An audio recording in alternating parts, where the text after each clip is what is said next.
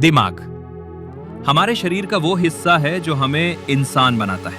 हम जो कुछ भी सोचते हैं, महसूस करते हैं, बोलते हैं, समझते हैं, याद रखते हैं और करते हैं, वो सब दिमाग के जरिए ही होता है। लेकिन क्या आपने कभी सोचा है कि ये दिमाग असल में काम कैसे करता है? इसके अंदर क्या क्या चलता है और कैसे ये हमारी जिंदगी, हमारी आदतों, हमारे फैसलों और हमारी पहचान को कंट्रोल करता है?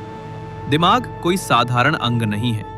ये हमारे पूरे शरीर का कमांड सेंटर है। इसका वजन सिर्फ 1.3 से 1.5 किलोग्राम होता है, यानी शरीर का सिर्फ 2% हिस्सा। लेकिन ये हमारे शरीर की लगभग 20% एनर्जी अकेला इस्तेमाल करता है। अब आप समझ सकते हैं कि ये कितना एक्टिव और ताकतवर हिस्सा है। दिमाग पूरी तरह से न्यूरॉन से बना होता है। न्यूरॉन्स वो कोशिकाएं हैं जो सूचना यानी इंफॉर्मेशन को एक हिस्से से दूसरे हिस्से तक पहुंचाती हैं। हमारे दिमाग में लगभग 86 अरब 86 बिलियन न्यूरॉन्स होते हैं। हर एक न्यूरॉन दूसरे हजारों न्यूरॉन से जुड़ा होता है। ये कनेक्शन मिलकर एक बहुत बड़ा नेटवर्क बनाते हैं। एक ऐसा नेटवर्क जो आपकी सोच, आपकी यादें, आपकी भावनाएं और आपका व्यवहार तय करता है। अब बात करते हैं कि ये न्यूरॉन्स काम कैसे करते हैं। जब भी आप कोई चीज देखते हैं, सुनते हैं, महसूस करते हैं या सोचते हैं, तो दिमाग के अंदर एक तरह का बिजली जैसा संकेत, तो जैसे इलेक्ट्रिकल सिग्नल दौड़ता है। ये संकेत न्यूरॉन्स के जरिए एक जगह से दूसरी जगह पहुंचता है और यही प्रक्रिया हमें सोचने, समझने और महसूस करने की क्षमता देती है। दिमाग में मुख्य रूप से 3 हिस्से होते हैं: सेरेब्रल कॉर्टेक्स, सेरेबेलम और ब्रेन स्टेम।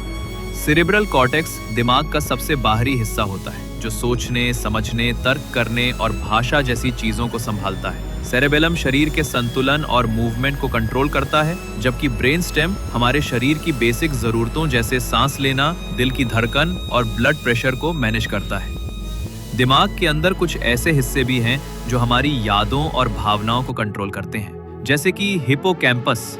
ये हिस्सा हमारी लंबी अवधि की यादों को स्टोर करता है। अगर हिपोकैम्पस को नुकसान हो जाए तो इंसान नई यादें नहीं बना सकता। फिर है एमिगडाला। ये हमारे डर, गुस्से और भावनात्मक प्रतिक्रिया को तय करता है। इसलिए जब आप डरते हैं या गुस्से में कोई काम कर बैठते हैं तो असल में एमिगडाला एक्टिव होता है। दिमाग के अंदर एक और कमाल की चीज है, न्यूरोप्लास्टिसिटी। इसका मतलब है कि दिमाग खुद को बदल सकता है, नए अनुभवों के हिसाब से खुद को ढाल सकता है। अगर कोई व्यक्ति रोज एक नई चीज सीखता है तो उसका दिमाग नए कनेक्शन बनाता है, और अगर कोई काम बार बार करता है तो वो कनेक्शन और मजबूत हो जाते हैं। यानी आप अपनी आदतों, सोच और व्यवहार को सच में बदल सकते हैं। दिमाग का सिस्टम ही ऐसा है। अब आइए बात करें दिमाग और आदतों के रिश्ते की। जब आप कोई चीज बार बार करते हैं, जैसे सुबह देर से उठना या बार बार फोन चेक करना, तो दिमाग में उसका एक पैटर्न बन जाता है और ये पैटर्न ऑटोमेटिक हो जाता है। यानी आपको बार बार सोचना नहीं पड़ता। यही हैबिट लूप कहलाता है। ट्रिगर, बिहेवियर और रिवॉर्ड। जैसे सुबह उठते ही फोन पर नोटिफिकेशन देखना। ट्रिगर, नींद से उठना। बिहेवियर, फोन उठाना। रिवॉर्ड, डोपामिन रिलीज, यानी थोड़ी खुशी या सुकून। लेकिन अगर आप इसे बदलना चाहते हैं तो आपको उसी न्यूरोप्लास्टिसिटी का सहारा लेना होगा। नई आदतें डालने के लिए शुरुआती दिनों में थोड़ा प्रयास करना पड़ता है, लेकिन जैसे जैसे वो रिपीट होती है, दिमाग उनके लिए भी एक नया पैटर्न बनाता है। अब जरा सोचिए, अगर आपका दिमाग हर दिन वही आदतें दोहराता है जो आपको आगे नहीं बढ़ने देती, तो आप चाहे जितनी भी मोटिवेशनल बातें सुन लें, असली बदलाव नहीं आएगा जब तक दिमाग की वायरिंग नहीं बदलेगी। और ये वायरिंग बदल सकती है, बस आपको समझदारी और धैर्य के साथ शुरुआत करनी होगी। डोपामिन एक और ऐसा न्यूरोकेमिकल है जो दिमाग में तब रिलीज होता है जब हमें खुशी या इनाम का एहसास होता है। जब हम कोई मजेदार वीडियो देखते हैं, मीठा खाते हैं या गेम खेलते हैं, तो दिमाग डोपामिन छोड़ता है। लेकिन अगर ये ज्यादा हो जाए तो दिमाग उसी की लत में पड़ जाता है। इसीलिए आजकल लोग घंटों सोशल मीडिया पर लगे रहते हैं, क्योंकि हर स्क्रॉल पर छोटा सा डोपामिन हिट मिलता है। लेकिन इससे दिमाग का संतुलन बिगड़ने लगता है। अगली बात आती है फोकस और ध्यान की। आज की दुनिया में ध्यान भटकाना बहुत आसान हो गया है। हर जगह नोटिफिकेशंस, अलर्ट्स, मैसेज सब दिमाग को डिस्ट्रैक्ट करते हैं और इससे दिमाग की एकाग्रता कमजोर होने लगती है। लेकिन अगर आप रोज ध्यान केंद्रित करने की आदत डालें, जैसे कि मेडिटेशन, किताब पढ़ना या फोकस्ड वर्क, तो दिमाग की प्रीफ्रंटल कॉर्टेक्स मजबूत होती है, जो निर्णय लेने और लॉन्ग टर्म गोल्स को समझने में मदद करती है। अब सवाल उठता है, क्या दिमाग को तेज और संतुलित रखने का कोई तरीका है? हाँ, बिल्कुल है। इसके लिए कुछ चीजें बेहद जरूरी है। अच्छी नींद। नींद के दौरान दिमाग मेमोरीज को प्रोसेस करता है और टॉक्सिन्स को साफ करता है। स्वस्थ खान पान। ओमेगा 3 फैटी एसिड्स, एंटीऑक्सीडेंट्स और विटामिन दिमाग की कोशिकाओं को पोषण देते हैं। नियमित व्यायाम। इससे नए न्यूरॉन्स बनते हैं और दिमाग में ब्लड फ्लो बढ़ता है। सीखते रहना। नई चीजें सीखने से दिमाग फ्लेक्सिबल और एक्टिव रहता है। Digital detox.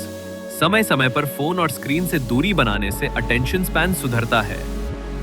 दिमाग सिर्फ सोचने की मशीन नहीं है, ये एक कंप्लीट सिस्टम है जो आपकी जिंदगी की हर दिशा तय करता है। अगर आप इसे समझ जाएं तो आप खुद को पूरी तरह से बेहतर बना सकते हैं। ये सिर्फ एक ऑर्गन नहीं बल्कि आपकी आइडेंटिटी की जड़ है। दिमाग की असली ताकत तब समझ में आती है जब हम उसके काम करने के तरीके को महसूस करते हैं।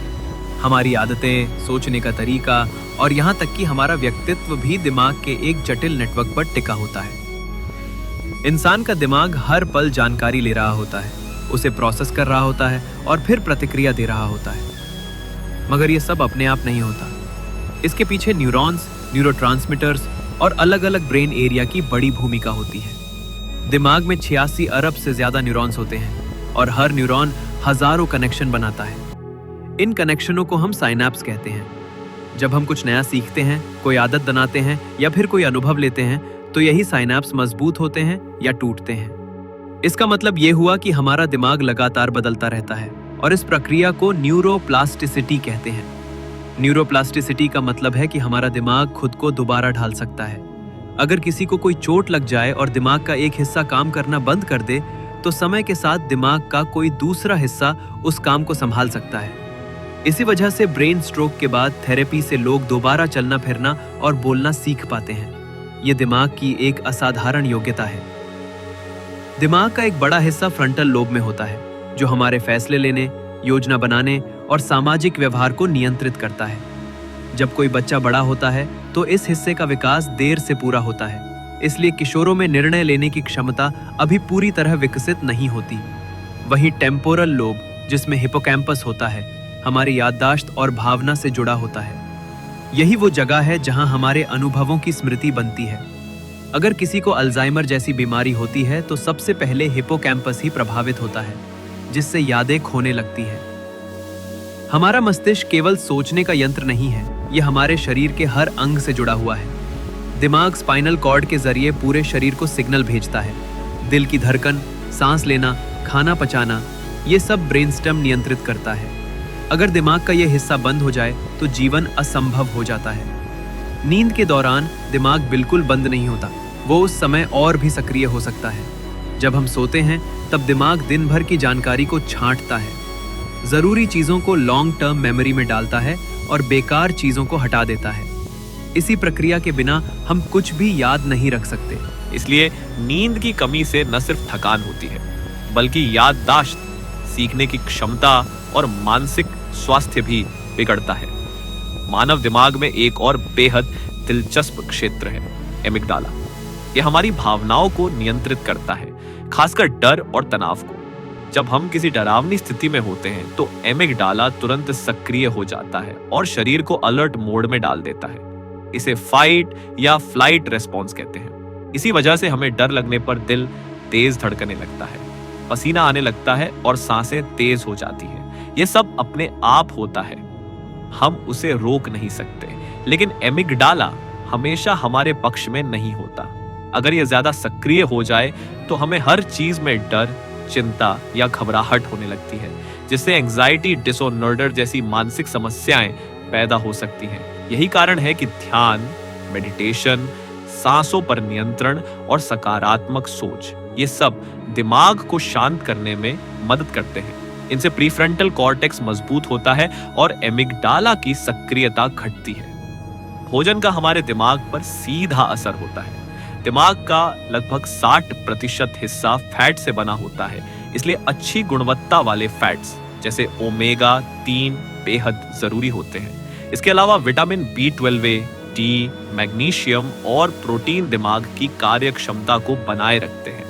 जंक फूड, एक्सेस शुगर और प्रोसेस्ड आइटम्स दिमाग की कोशिकाओं को नुकसान पहुंचा सकते हैं और डिप्रेशन जैसी समस्याओं का खतरा बढ़ा सकते हैं। दिमाग को स्वस्थ बनाए रखने के लिए शारीरिक गतिविधि भी उतनी ही जरूरी है। जब हम व्यायाम करते हैं तो हमारा शरीर एंडोर्फिन और सेरोटोनिन जैसे केमिकल रिलीज करता है, जो मूड को बेहतर बनाते हैं और तनाव को कम करते हैं। साथ ही exercise brain derived neurotrophic factor BDNF को बढ़ाता है, जो न्यूरॉन्स को बढ़ाने और मजबूत करने का काम करता है। यानी अगर आप चाहते हैं कि आपका दिमाग तेज चले तो शरीर को भी चलाना पड़ेगा। एक और बेहद महत्वपूर्ण चीज है सोशल कनेक्शन। इंसान सामाजिक प्राणी है और अकेलापन दिमाग के लिए खतरनाक है।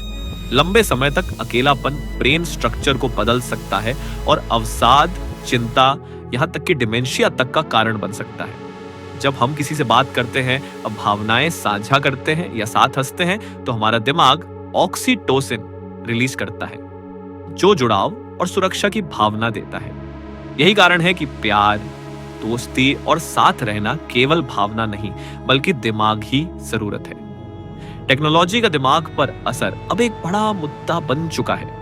लगातार मोबाइल देखने, सोशल मीडिया स्क्रॉल करने और हर वक्त स्क्रीन पर रहने से दिमाग की एकाग्रता शक्ति कम हो रही है। डोपामिन का असंतुलन होता है, जिससे हमें छोटी छोटी चीजों से ही त्वरित सुख की आदत हो जाती है, लेकिन उसका असर स्थायी नहीं होता। इससे दिमाग को गहराई से सोचने, याद रखने और निर्णय लेने की क्षमता पर असर पड़ता है। दिमाग की देखभाल करना उतना ही जरूरी है जितना शरीर की।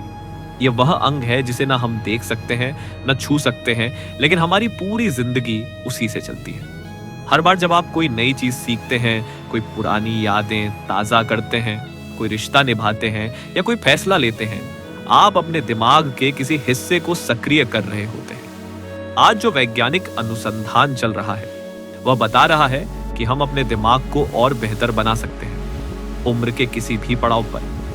चाहे वह बच्चों में सीखने की क्षमता हो, युवाओं में ध्यान केंद्रित करने की ताकत या बुजुर्गों में याददाश्त को बनाए रखना, सब कुछ संभव है अगर हम सही आदतें अपनाएं।